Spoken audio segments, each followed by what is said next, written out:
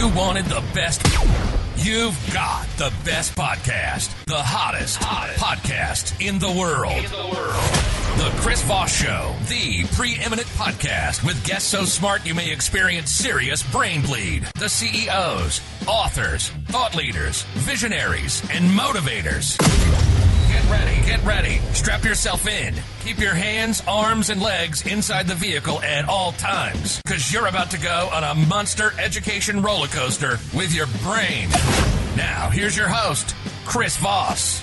Hi, folks. It's Voss here from The Chris Voss Show, thechrisvossshow.com. And now, ladies and gentlemen, a man who eats chicken wings with chopsticks. I'm your host, Chris Voss. Welcome to the Big Chris Voss Show. We certainly appreciate that. Anyway, guys, you know the drill. As always, we're talking to incredible CEOs, entrepreneurs, as we will be today. Talking about a lot of cool things about building businesses and being a great CEO. On top of that, remember, it's a holiday season. You're watching this 10 years from now going, Chris, it's May. No, but right now it's holiday season for now. And, this show is pre-recorded if you're watching 5 years from now. Check your YouTube date before you leave a comment, please, because I hate it when you people do that.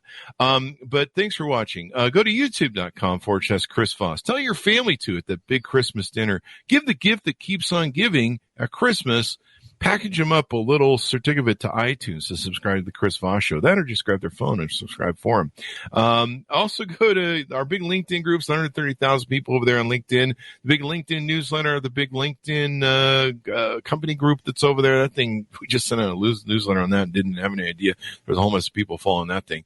And go check out all of our properties that we have all over the internet. You can stalk us wherever we are, all the big Facebook groups as well. Today, we have an amazing CEO on the show. We're going to be talking to him about a lot of stuff he does. There's going to be a lot crammed in this show, so you're going to definitely want to stay tuned and watch past the first 5 minutes. He is Brian J. Esposito. He is ranked the world's top 10 CEOs, or among the top 10 CEOs. You're like, how, there's 10 of them? He's ranked among the world's top 10 CEOs for 2020, 2021, and 2023 in the World CEO Rankings by Adria Management, LLC. He is the founder and CEO of Esposito Intellectual Enterprises, LLC, an award-winning serial entrepreneur and business leader. He is recently renowned for being a core part of an innovation team to build noodle? Is it noodle or noodle? Nodal. Oh, I was completely off. See, I went to public school. The world's largest wireless network and ecosystem of connected devices, and as well as Turncoin. Is it the correct pronunciation? Because there's 2 R's in there. You got it. There you go. Turncoin.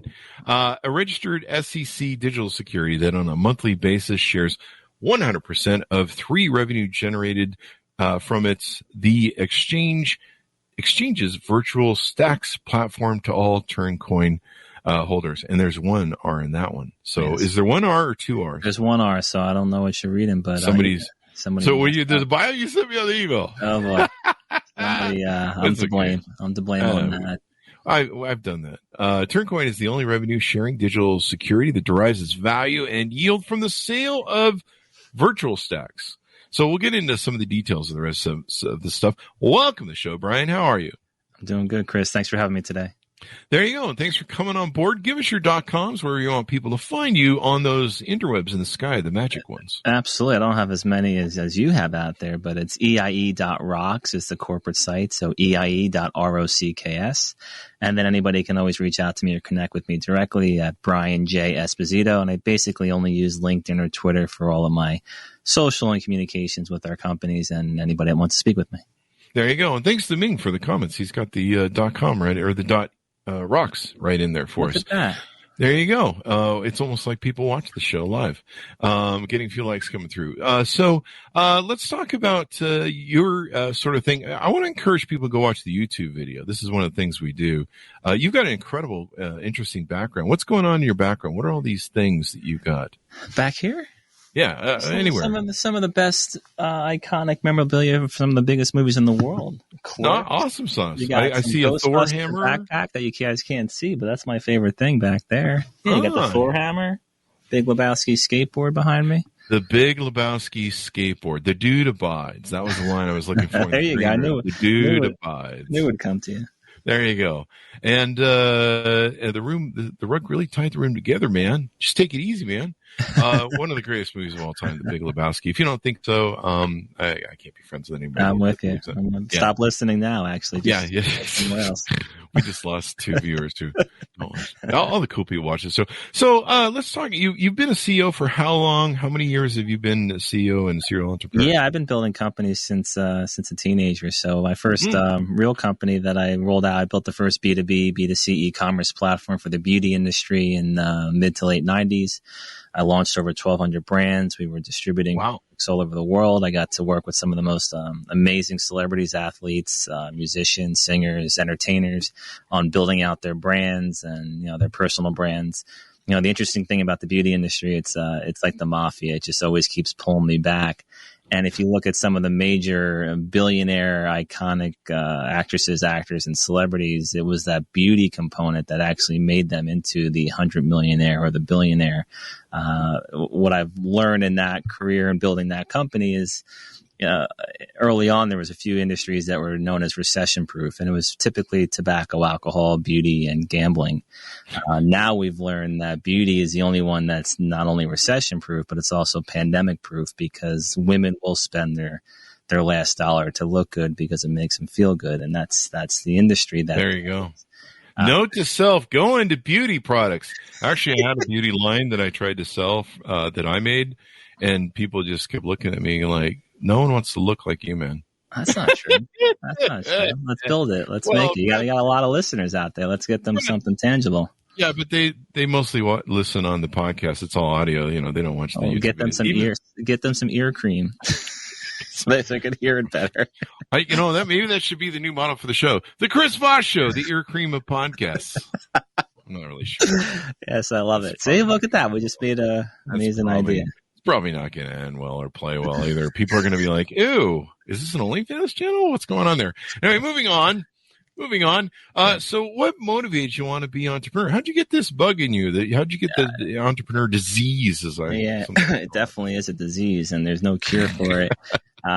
My personal opinion is, it's in your DNA. It's in you to just go out and do it. Some people, it takes a little bit longer to make that step. It's for a strong-minded, strong stomach person.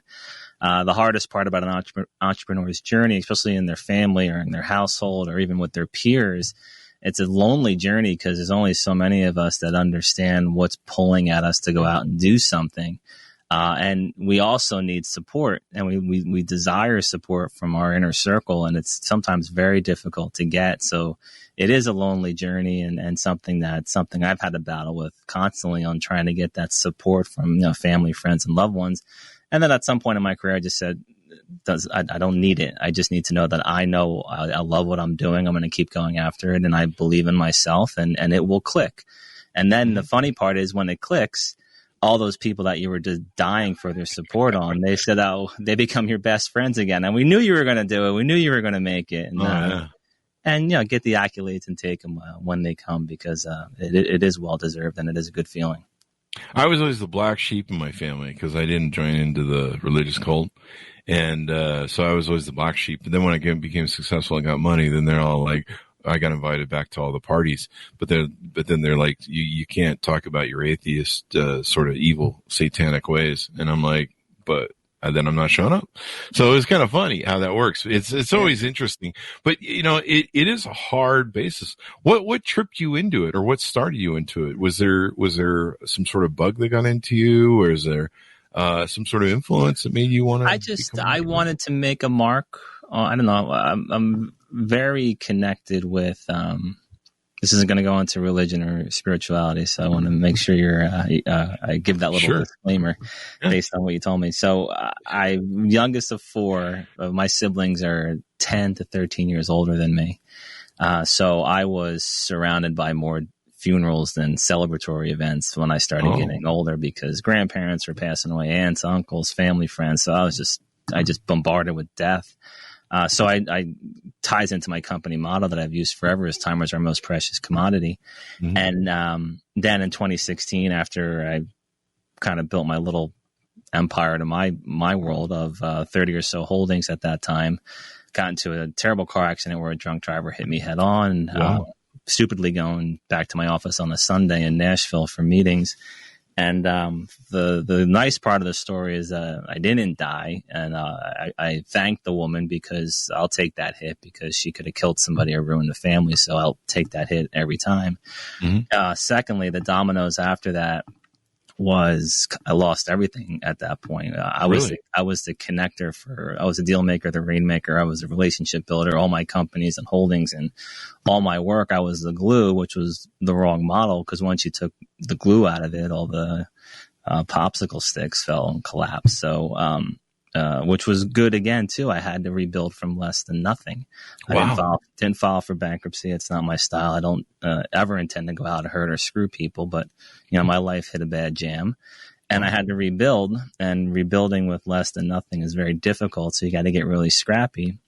And the very long answer to your question is I always understood that time is limited.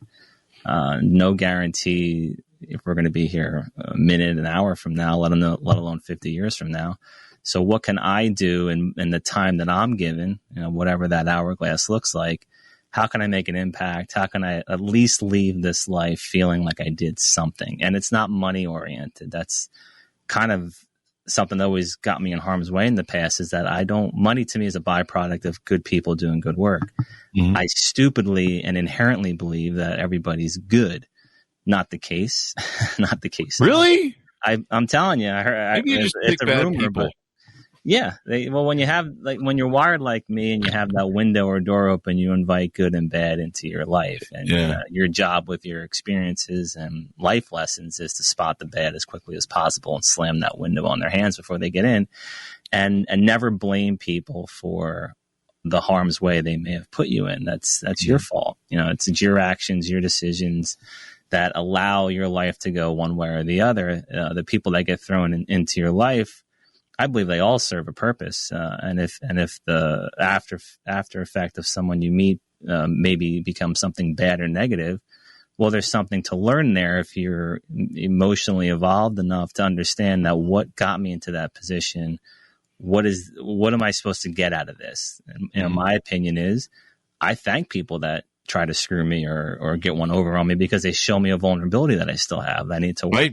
I do the same thing as I'm shoveling the dirt over their body. I think, thanks, and the lime. So you make sure you have. Yeah, you always make sure you got that mix. If you don't have like a 80-20 mix. Oh, you don't have much time left. Yeah. I lived in Vegas for 20 years. We all know how that West Desert works. You can't put them in Lake Mead anymore because the water keeps dropping. It's too low. It doesn't work. Yeah, they're finding all sorts of shit you don't even want to know. But no, this is important. One of my favorite lines. I went through my cathartic times with my businesses over the years. The 2008 recession, took me and my little empire out. There's one of my favorite lines and one of my favorite movies is Fight Club. And there's a line there that says, it's only after we've lost everything that we're free to do anything. So true. And the one thing I learned when I lost everything was that I still had my most important asset. And it honed me to whittle me down to go, there's still one thing that you have. And until they kill you, until they put you down, until they break you down, you're the guy. You're the guy who built all this shit. You can rebuild it all again. Exactly. And a lot of entrepreneurs, we go through this cathartic process. We go through this, lots of failure. Non-sociopath, egotistical ones. Yeah. Yeah. Well, don't talk about me that way. I mean, I go through them too. So there you go. So let's start at the top of what we want to talk about today. One of your companies that you want to promote. Let's go down the list of some of these different companies. Oh, I appreciate it. There's definitely some great ones there. So the Turncoin you were speaking about, one of my most coveted and largest holdings. It's the first of its kind. It's a registered digital security. So our legal and dear friend and colleague of mine for many years is Mr. Roel Campos. He was one of the previous commissioners of the SEC. So when we were building this financial mechanism, we wanted to always make sure, along with all my other companies, is if we're going to go into a space that could be a digital asset crypto, NFT, blockchain, some key buzzwords with this current environment. I'm not going to operate in a gray area and say, "Oh, I'm sorry if I did something wrong." We're going to operate correctly. We're going to work with regulatory, and we're going to, if there's nothing like it out there, well, then we're going to be the first one to develop it correctly and properly get it registered and filed in full transparency. So this is one of those companies in which we've had tremendous success with. We have the full support and backing and investment from some iconic athletes and entertainers such as Drew Brees. He's actually our global ambassador, what we've built here. Patrick Mahomes, Randy Jackson from American Idol. We have Von Miller, Cam Jordan, Wendell Carter, and most recently we've announced Luke Bryan, country music star, that's joined our company as one of our music ambassadors. So at the top level, anybody that owns a Turncoin, which is a registered security, it's not a cryptocurrency. They own a piece of the revenues that come in from our operating company, which is known as Virtual Stacks. So that's VIRTUALSTAX. Virtual Stacks just officially launched about a week ago. We launched with we launched with 20 collegiate athletes on the platform, and 5 years of development, just a little bit over $20 million in private investment capital from strategic money. No investment banking, no VCs, no private equity. All specific strategic individuals that believed in what we were building, and we've created a fungible token environment where people can buy virtual shares of people. So we're going out saying stocks for companies, stacks for people. And with this model, you have two business models. You have anybody that is like Patrick Mahomes or a Drew Brees that has a massive audience, and across any different industry. We started with sports. You have a huge amount of followers, and these are people that are going to buy your virtual shares or your virtual trading cards. So it's a major liquidity event for anybody that has built a big audience and has a great fan base and a great loyal growing fan base. On that platform, anybody that's buying or selling their virtual shares, the issuer or the Drew Brees in this example, they keep 90% of the revenues. The platform keeps 10%. And all the money flows up into all the Turncoin holders. So you have this constant monthly yield coming into all of our investors or anybody that buys and holds our registered security. The other business model, which is one of the biggest reasons why I'm part of this company and heavily advocating it, is you have billions of people that have passions, dreams, and talents to be the next Derek Jeter, to be the next Taylor Swift, to be the next Drew Brees, Tiger Woods, the list goes on. At some point on those careers, they have limited exposure. Instagram, TikTok has given these people a little bit more oomph, but there's still no way to properly monetize them to continue to go after their dreams and to continue to take lessons, hopefully get them a college scholarship or money for them to go to school, buy equipment, stay on top of their skill and their dreams. And at some point, myself included, I had aspirations to be a baseball player, and I stupidly gave up on that in college and went after building my entrepreneur side. But you have something like this now, and think of it like a GoFundMe, where it's a legal regulated environment where your friends, your family, your classmates, your coaches, your music instructor, your piano teacher, anybody can buy virtual shares of you to help you continue to support your dreams, and you continue to bring in money to go after those dreams and to go after those passions. So it allows people to spot talent. So if you're a speculator or if you're someone that likes to identify, you see a 12-year-old kid out on the golf course and you think he's going to be the next Tiger Woods, imagine buying his virtual shares on Virtual Stacks' platform for 10 cents a share, and you bought 10,000 shares to help that kid continue after his dreams. 8 years from now, you see him on TV playing the Masters, and his virtual shares are now $15, $20, $50. So imagine the upside of being able to support people on their journey and actually be able to recoup substantial earnings if you stuck with them and you continue to believe and support them. So you multiply that by all the, again, billions of people that want to be artists, musicians, athletes, singers, anything. We even have great business people on this platform that are going to help entrepreneurs be able to monetize their skill sets, to give them some awareness and have people invest into them or buy their virtual shares or virtual trading cards because they think they may be the next Elon Musk one day. Amazing platform, incredible team of people. CEO Rudolph Markroff, phenomenal leader, great visionary, and I'm honored to be working alongside of him and the rest of this great team. So I'm looking at the website. It's Virtual Stacks with a X at the end. Virtual Stacks, STAX.com. And so I can see all the different celebrities you guys have on there. Randy Jackson's on here. I think there's a country star on here. Luke Bryan. Yeah. I'm not too into the thing. Is Metallica on here yet? I'm just kidding. Go ahead and add to them. But so can anyone join this and put up a thing for themselves, or do you have to have some celebrity status? No, anybody. So the first rollout is these 20 collegiate athletes that we have on the platform. Mm-hmm. And we've, again, they're 7 days in. You're already seeing that these kids are generating revenue from their fan base or their family or their supporters. So now, the platform, which we've known there's a need for it in the market, just nobody had the wherewithal to build it. We built it. And now going from here, it'll strategically roll out into other sporting industries, professions, and then it will be open up to everybody where you can easily issue your virtual shares, just like you're signing up for Instagram or TikTok. It's going to be that simple. There is a KYC process to make sure that people are actually who they say they are. You can't say you're Taylor Swift and start to issue virtual shares of yourself if you're not her. So in that case, very simple process, and you can be up and running and have people start to back your dreams very easily. So I can go on there and you go on right now. You can sign up. It's Stacks, STAX.app is the actual platform, or like you said, virtualstacks.com. You can get more information about that. Yeah, my value would probably go negative though. People be like, "No, block that dude." I don't think so. I'd support you. I think you got plenty more. I got one support. Yeah, man. Cool, man. This is awesome. I'm going places. I might be the next Taylor Swift. You may be. I want to be Howard Stern, I would think, the way you want to keep growing this thing. I need to be another Howard Stern. I'm just waiting for him to kick off so the rest of his followers over there. We tried to get on. I think we talked to somebody at Sirius XM one time, and it's just no. We're good at doing our own thing. We don't want control. But so this is really cool. So people can download the app. They can follow. They can basically invest or buy shares in their favorite person, and then the stock can go up or down, right?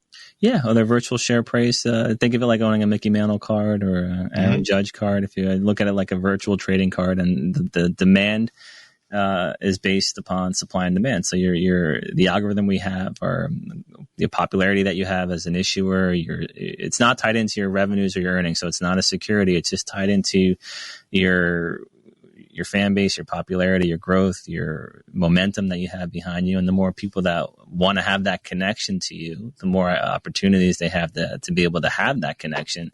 This is one of those things that allows someone to actually say, hey, I own a virtual share of one of my favorite idols in the world.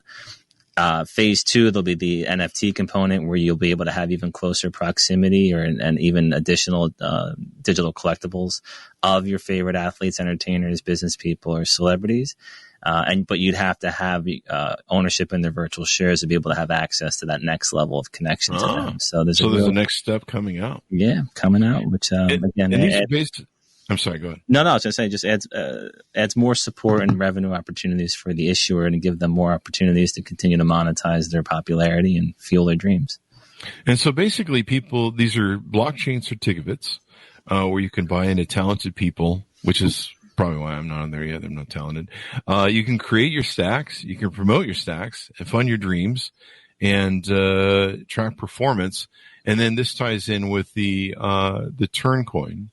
Correct. So if you're a Turncoin equity holder, we have quite a large investor pool of people that bought our Turncoin digital security. They'll be listed on digital security exchanges shortly where people can continue to buy and sell them. And if you own a Turncoin, you own a percentage of the revenue that comes in from all of the buying and selling of people's virtual stacks.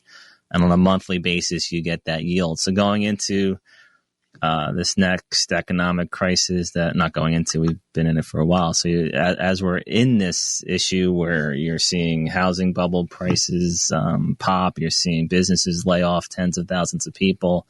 I've always thought yield-driven, dividend-driven companies are the most important thing in the world. They help prevent bubbles from bursting because these bullshit valuations that company has or assets have or properties have is what causes a collapse because it's not sustainable.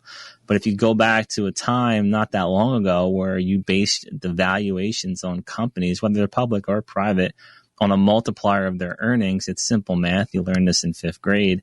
That's what the company's worth, not some ridiculous number that you fantasize it being worth that's not sustainable. And then you start to have a collapse. And the minute there's any type of collapse, even if it's a small correction, everybody flips out because they reminisce the late 90s, they reminisce 2012, like you're mentioning, and it's trying to catch a falling knife. It just everybody leaves as quickly as they can, and then I don't know how many more times governments can bail out situations saying they're too big to fail and just print more and more money. It doesn't continue to work that way. It just hurts the masses, and the masses fuel the world. So, and to me, companies like Turncoin, it's an old GE model. Mr. Jack Welch, who I loved his business practices, is build companies that generate earnings and protect the company, protect the stakeholders, protect the employees. And as long as those earnings are coming in and your investors get a dividend, you built a safe ecosystem. Mm-hmm. So this looks pretty interesting. You've got stacks categories. So there's esports, sports. Wow. So esports, you can do gaming stuff. Yeah. Artists, actors, there's musician, business is probably where I'd be. There's influencer if you're like an Instagram person. Mm-hmm. I don't know. Some people call me an influencer, but you most certainly are. I don't know. People just listen to the show and go, yeah, whatever. Keep us laughing, boy. And just keep entertaining us. Just shut up and don't tell us what to do. Just entertain us and educate us as well. We call it info entertainment. So this is really cool. You can download the app. It just launched. You can get on both the iPhone and. Well, here's the other thing. We spent a lot of time rebuilding this. It's a mobile application, so it doesn't rely on being in the App Store. All you got to do is go to stacks.app, and you're inside of our app environment. A lot of reasons as to this. In order for us to continue to grow and not be in harm's way one day if the Apple or Google gods decide they don't want us to be on their systems anymore, to just delete us, which we've seen them do with other companies.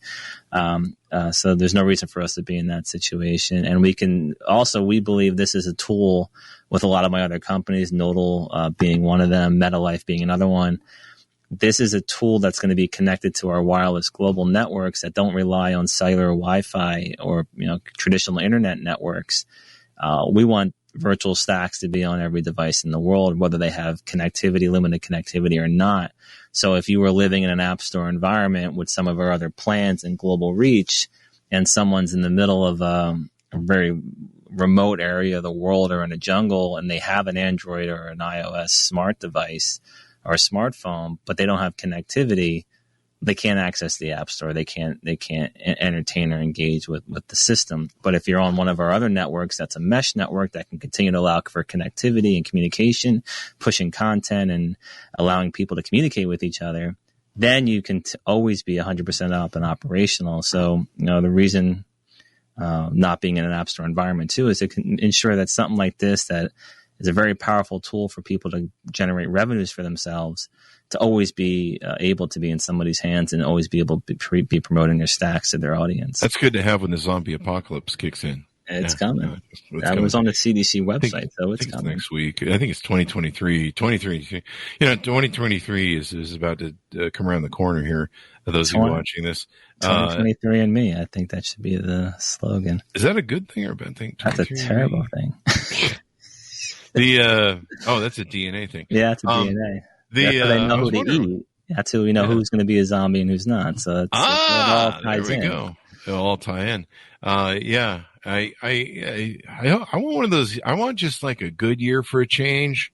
Like go get a tire. It doesn't even have to be a good year. I'll take like an average year where nothing happens, just fucking boring, like all year long. After COVID I'm so in 2021, like end the war in Russia, and let's just kind of all get along for a while and just pretend like we like each other and nothing happens. No locusts, no plagues, No frogs. Yeah. no frogs. No, I'm over all of it, man.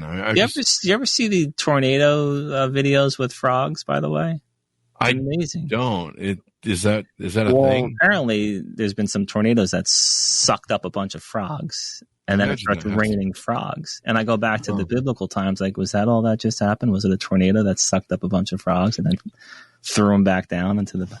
I don't know. The way the last few years have gone, you're just like, what's next? I mean, I'm still waiting for the aliens and the rapture to take place. So I'm been preparing for all that. I've been practicing my alien language. What do you got? Right? Always. Well, I mean, yeah, I think it's mostly Klingon. I've been trying to learn Klingon. I don't know what the fuck that means.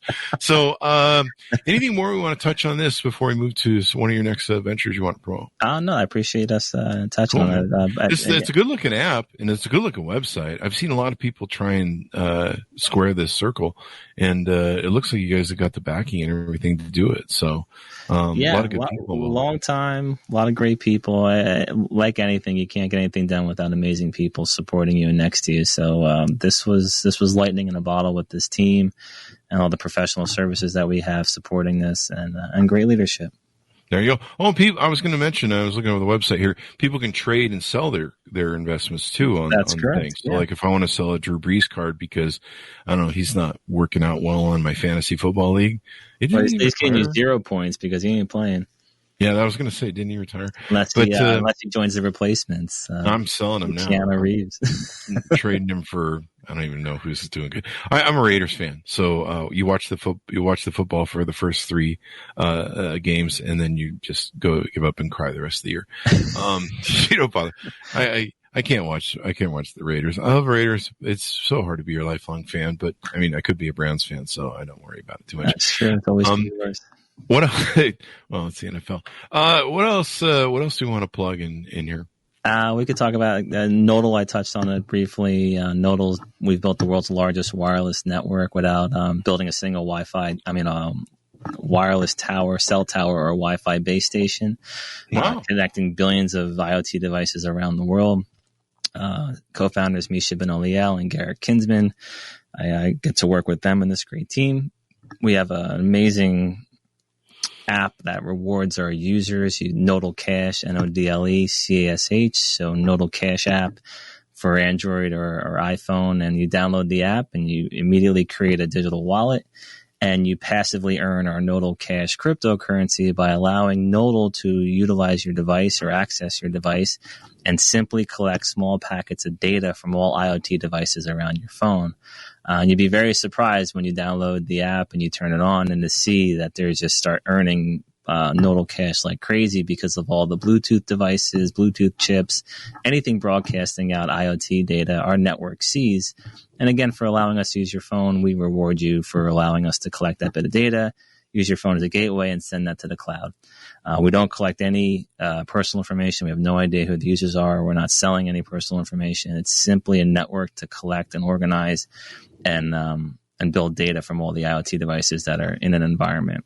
So it's pretty amazing company, very amazing company actually. Yeah. The Nodal Cash cryptocurrency is listed on top tier exchanges around the world, and we've got an amazing group of holders, tons of wallets that have created a Nodal Cash app wallet. And we're part of, if you're familiar with cryptocurrencies or blockchain, we're part of the Polkadot network. We have a parachain on that network. And again, all the companies that I'm involved with, this one included, it's long-term visions, it's great leadership. Nothing that's going to try to take advantage of trends or just try to capitalize on a short-term moment. It's really building what we believe the future is going to look like, and how do you build companies that can be sustainable and weather any storm and be there for the next 100 years. So that's my mindset. Kind of goes back to what I was saying earlier about, what is my point on this planet? I'd like to leave a little bit of a legacy, a little bit of a mark of the things that I was involved with, the great company and people that I get to work with and help them achieve their dreams and goals. And thankfully, I built a great network of relationships and people. And what I always love in the present moment is thinking about this right now. It's all my work, efforts, decisions, lack of decisions, my path and my journey led to us connecting and now being on your great show. Same thing goes for you. Everything you've done in your life up until when we first spoke, it doesn't happen by accident. Those are all decisions that we've been part of that allowed that to happen. And I love that moment. It's one of my favorite things in the world. If you just sat back and think about why are you in that room when I get to speak with, or speak at great conferences or with groups of people, it's an important question that people need to think about and reflect about. How did I get here? How did I get in this place right now? What did I do? What did I do? I mean, I didn't come here willingly. They trapped me. I think I was trying to get a Snickers bar that I found on the street, and it was attached to a string.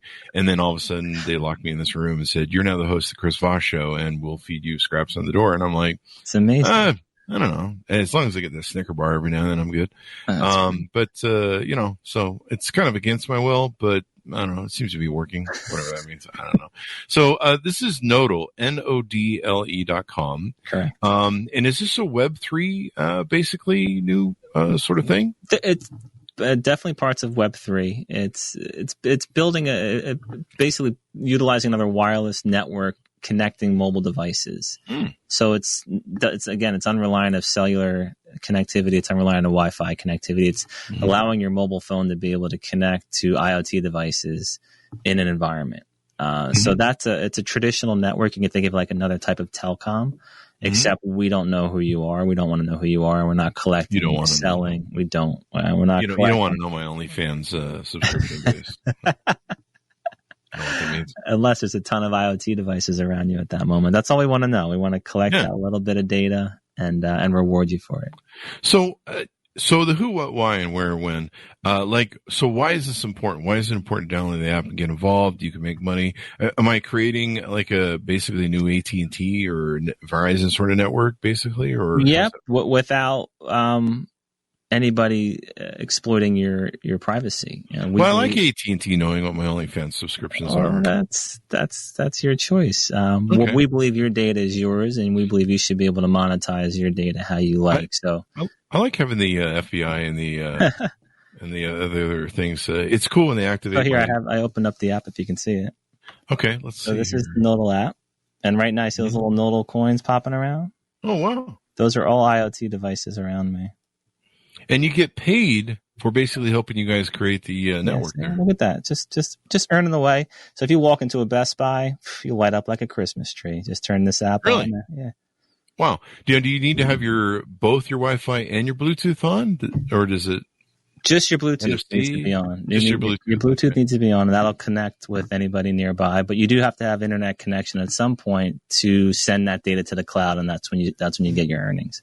There you go. Does it increase my data burn at all? Not at all. No, not at all. But what we'd like you to have the capability of is earning enough Nodal cash throughout the month to be able to pay your data plan, for example. We want people. That would be cool. Yeah. So that's part of the business roadmap is earning enough money for offering people free connectivity and having access to the internet for free. Is it a way where I could replace using AT&T or Verizon? I mean, it's always good to have redundancy in place. I think networks need to all work together and communicate with each other. And now you got Musk's Starlink, you have traditional cellular towers, but then you have to understand not that you don't, I'm not saying it like you don't, but the business economics of why a cell tower goes up or why billions of dollars of fiber or infrastructure go into an area. It's because there's an economic play there. There's majority parts of the world are never going to have a cell tower or a Wi-Fi base stations built because there's no economic play. But that doesn't mean that there's not a civilization there or a village of people or thousands of people that are still there and they live there, but they're not going to have traditional networks. So when you have parallel networks like Nodal, Metalife, I mentioned before, a complete mesh social networking, true Web3 company where we don't rely on any centralized traditional networks, there's half the planet isn't connected. You have 3-4 billion people that are not connected. So part of my journey has been to really connect the unconnected world. And I learned this, unfortunately, when those towers went down in 2001, I saw that Sprint. It wasn't Sprint at the time. I saw that Nextel push to talk technology, and I said, "Holy shit, that is important." Yeah. Because if it didn't have that, there was no communication at ground zero. And if you look today, 21 years later, it's still the traditional hub and spoke model, where if we all connect to a cell tower, we all connect to a Wi-Fi in our homes. But if you don't have power, or there's a terrorist event or a blackout or a storm or something to take that network down, you got a very expensive MP3 player in your pocket. So it drives me crazy that we still continue to build this hub and spoke model for communication. Now with technologies and companies like Nodal, Helium is another one, and Metalife, you have the ability to connect, communicate, locate, and share things with other people, regardless if you have internet or cellular connection or not. So to me, life-saving, important technology, and also an important redundancy network where you can merge traditional networks, traditional Wi-Fi, cellular with these new technologies that are rolling out. There you go. So I downloaded the app, and I'm seeing it activate here. How easy was that? You just did that? Very easy. There was no pre-gaming on this. That was set up a wallet for me, and all that sort of good stuff. Let me see if I can hold it a little bit more where I'm not getting the blowback. Yeah, I was doing the same thing. But great. Yeah, so it's doing some pinging. It says pending reward 10 devices right now. And so I'll play with it. Hey, if I can figure out a way to get rid of my cell phone bill, that would be awesome. Okay, we want to help you do that. I'm all for that. What else do you want to touch on? I love to touch on EV Hotel. Great hotel brand. Not even a single building up yet, but it's got a huge community. It's known as one of the most advanced smart technology, high technology hotel concepts that hit the market. What's the .com on that? evhotel.com. How do you spell the EV? Actually, we actually just changed. Let me make sure it's correct, because it used to be EV Hotel AI. People look these up as we're going along. And one sec. So funny, we just updated it yesterday. So I want to make sure it went. It is the THE EV Hotel. DEV? Oh no, THE. So the THE E as in Edward. E. V as in Victor. Okay. Hotel.com. evhotel.com. And I must have misspelled it somehow. THE EV hotel.com? Yeah. Yeah, I'm on it. Huh. Oh, you know what it's doing? I'm in the search thing. What an idiot. You're doing great. You're doing great. On the search bar, it just goes, well, here are some competitors. And you end up with all the thing. All right, so the EV Hotel. And so you guys are launching this. What is the company's vision, and what are you trying to achieve? Yeah, so I merged all my work on this space for about 8 to 10 years. I've been building this crypto concept, hospitality hotel brand. Honored to get to work with some of the biggest hotel and F&B and hospitality hotels and brands out there. All those executive CEOs love the concept I wanted to bring to the market, but trying to move them is impossible. So Cinderella story of knowing people and the journey that I've been on. I meet Ken Patel, who is the CEO and founder of EV Hotel. He's building this high-tech, smart technology hotel, automated, giving the guests and the staff this incredible experience on technologies and services and IoT devices that you would expect and want in a hotel environment, things that you have in your own home but you don't have in a hotel. Then I said, love it. Let's talk about merging what you're building in with what I want to build with this crypto, NFT, digital asset vision, and create the world's first smart crypto hotel, which we've done. We've been working together for over a year now. Our first location is being built in the Phoenix market.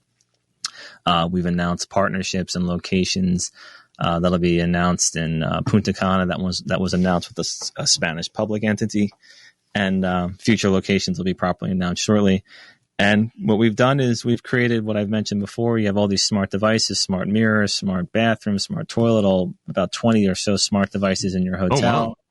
Oh, wow. Now, when you walk into the EV Hotel lobby, you're immediately connected to this enormous community of crypto enthusiasts or digital asset people where they can see and display NFTs in the hotel lobby. They can easily pay and check in for things with their crypto wallet or their preferred cryptocurrency or crypto token that they want to experience and use in real life.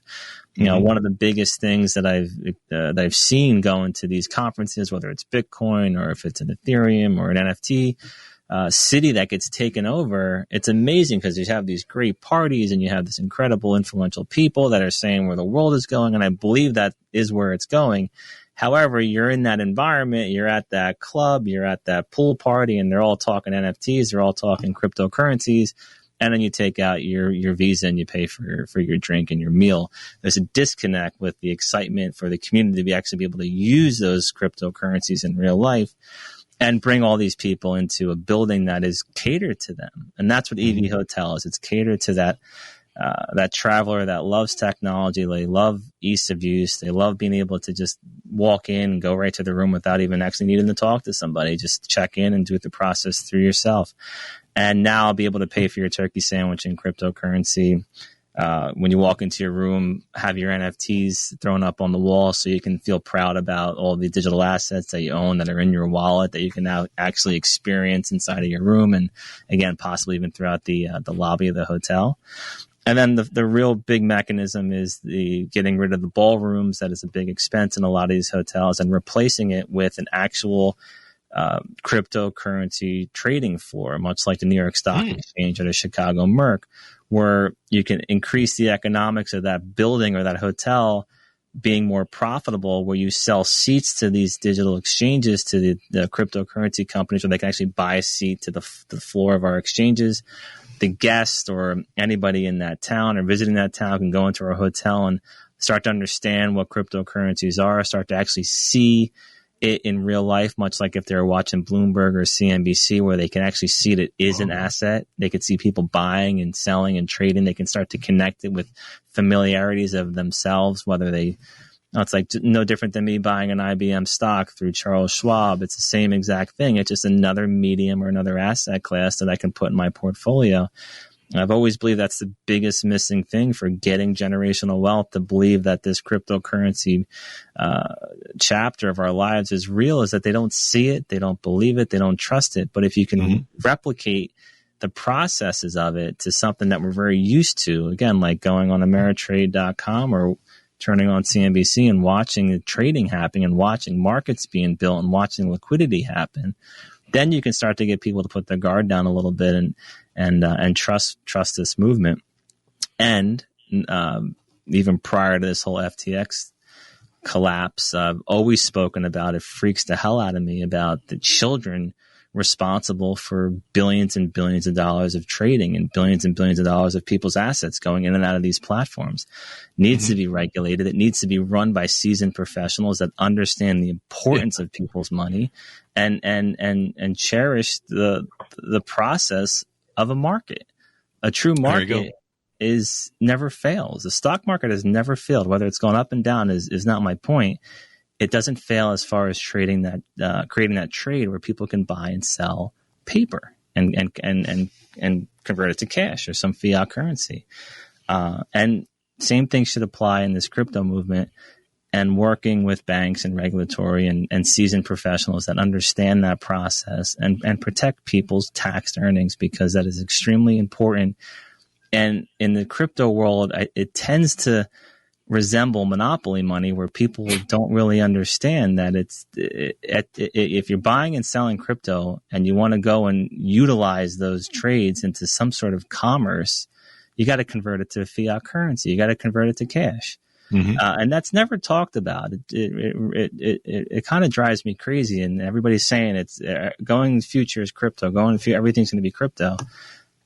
Maybe, maybe not, but that's a scary world to live in. I want to always have the ability to use cash. I hate going into a store or a restaurant or a retail store that says we don't take cash. It freaks me out, Because I start to think about, well, what happens when there's no connectivity, or you lose power, or there's a storm and I need to go into this store and I need to get water. You don't take cash. Do you just not do business? It freaks me out. It's always good to have options. So the EV hotel will have 12 EV smart devices in each guest room. So pretty cool, man. It's gonna be walking in the future of hotels, basically. That's the plan. Yeah, that's the plan. And we've built a great community, a lot of support behind this brand. And since the work that we've done, well, Ken's done separately, I've done separately, then over the last year we've done together, we've sparked a lot of other brands to increase their innovations and make announcements, which I think is great.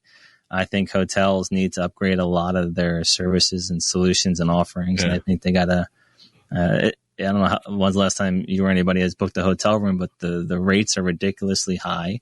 And you don't really get anything anymore that you used to get. There's no real enhanced services, no real special feelings, and everything is just more expensive. Yeah. Well, if in Vegas, you only use a hotel room to crash after your night of partying, so that's where the hangover happens. But we've seen that movie, The Hangover. Anything else you want to promote before we go out? No, I really appreciate your time, Chris. It was a pleasure speaking with you. Cool. I know there was an NFT thing that you had, I think, in your bio that I was curious about. The Chain Tech Labs. Do you want to plug that at all? Yeah, Chain Tech Labs, great team, great company. Over a year of development, we're the first of its kind to be regulated and licensed out of the DIFC in Dubai. And we're creating revenue-bearing tokens. So again, in my mind, NFTs were another vehicle for companies to build awareness, build big customer bases, and generate revenues. So that's how I looked at this digital asset NFT space, not just as a picture of something and try to take a bunch of money from people and laugh at them, but actually use this as another tool for companies to raise revenue. It's another mechanism for revenues, but you want to be able to always support people buying your stuff. If someone's buying our NFTs or what we've stated as RBTs, revenue bearing tokens, the word revenue is in what we're creating. If you're going to buy something of ours, like one of our NFTs or our RBTs, there's got to be a real business behind it. And we want to make sure that this thing's more valuable and in more demand, and you never want to sell it. So not that everything I'm involved with is a Berkshire Hathaway Class A stock, but that's my mindset is I want to create things that have real value. I want to create things that have sustainable value. And I really want to create things that people never want to effing sell. I want someone to hold this thing forever, be proud of it, and earn from it every day that they're holding it, and pass it down from their kid to their kids to their kids to their kids. So that's what I want to create. And it's fun now because 20 years ago, 10 years ago, trying to create this with the wrong lawyers, the wrong accountants, the biggest assholes in the world, just stealing my ideas and ruining them. Still glad about that process because it allowed me to learn and become more seasoned and understand the team. Right now, I want the 1927 Murderers Row. That's what I want all the time. And if we don't have that, then we don't go in business and we don't launch it until I have the right people in the right positions to make sure that we can actually execute and perform. And that's all that I want. It's not even a crazy ask. It should be the same sane ask that every CEO or entrepreneur puts out in the world when they want to go in business or release a product or build a solution. You better have the right team, the right people supporting you, or your journey is going to be hell and you're going to hate every day. So do it and do it right. Definitely. That's a great mantra to do it with. So we've covered a lot of different companies. Give us your .coms, wherever you want people or all the dots that we want to have people take a look at. They'll, of course, be listed on the Chris Voss Show. Of course. Well, after you go to the Chris Voss Show, check out EIE.rocks. Again, that's a corporate site that goes through a lot of the holdings. But most importantly, if you want to hear my voice and how I portray my ethics, my entrepreneurial journey, it's LinkedIn and Twitter, and it's Brian J. Esposito, and it's never really fluff. I think anything I post has got some real merit to it, some great life lessons, and I'm as vulnerable as they come. I tell my story true because if I can help someone avoid some of the mistakes I've made or have a better understanding when they're going through some of those trials and tribulations, that you're not alone. We all go through it. More money does not mean less problems. Nobody's immune to problems, and don't be afraid to ask for help. It's not weak. Go on places like LinkedIn, find somebody that you think you can relate and connect with, and if you're in a jam, ask for help. That's the great thing about being an entrepreneur. You give back, and you're usually rewarded in the usually direct proportion to the service and help and assistance you give to other people at making their lives better, hopefully. I'm not sure people listening to the show are getting their lives improved, but I don't know, maybe they are. But you're usually rewarded, and that's the beautiful thing about entrepreneurism. You make the world better. You build widgets to make people's lives better. Usually, you find something, you're like, I don't like how this works, and there's a better way to do this, and you invent something better. I never thought that somebody could improve on paper clips. That's one of my favorite analogies. I was like, yeah, that paper clips thing, that's pretty much done in the can. Then years later, they came out with serrated paper clips or whatever. They have the little cuts on them, so they hold better. And then somebody came out with painted candy stripe ones, and I'm like, I don't know about candy stripe paper clips. Someone might eat that. It looks like one of those little Christmas sort of candies they have. And so that's the beautiful thing. And it's great that it's a great opportunity to give back. I think some of the best, charity and different things that we do and just helping people makes all the difference in the world. So thank you very much, Brian, for coming on the show. We really appreciate it. Thank you, Chris. I appreciate it as well. Have a good day and good holiday season. And I got to go download all your stuff now and some of these other apps. I got the one going. So that's cool. And we'll check out all the apps. I really love the beauty of what you put in the Virtual Stacks app. I see a lot of people trying to do different things on this over the years, and the apps usually aren't done that well. And so, having a good visual app makes all the difference in the world too as well. We'll probably go see if we can put the Chris Voss show on there, and it'll probably go in the negative because everybody will be like, just sell it. Turn those machines back on. Yeah, everybody will be selling short on my. No, I'd be your first buyer, so let's get you up on there. All right, cool, man. I'm like a hooker on an app now. Oh, wait, that's my OnlyFans, the Chris Voss Show OnlyFans. I usually have a joke for the OnlyFans, but anyway. So thank you very much for coming on, Brian. We really appreciate it. Thanks to my audience for tuning in. Go to goodreads.com/Chris Voss, youtube.com/Chris Voss. Hit the bell notification button. Feel like you've achieved some. Go download all the apps we referenced today. You can find links in the Chris Voss Show. Also go to LinkedIn. There's so much stuff we have going on LinkedIn.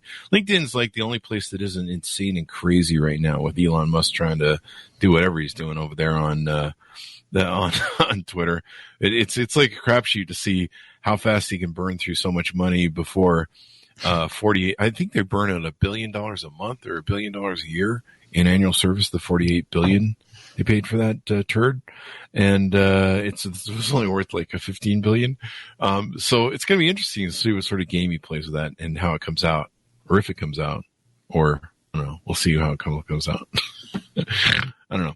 Anyway, guys, thanks for tuning in. Be good to each other. Stay safe, and we'll see you guys next time.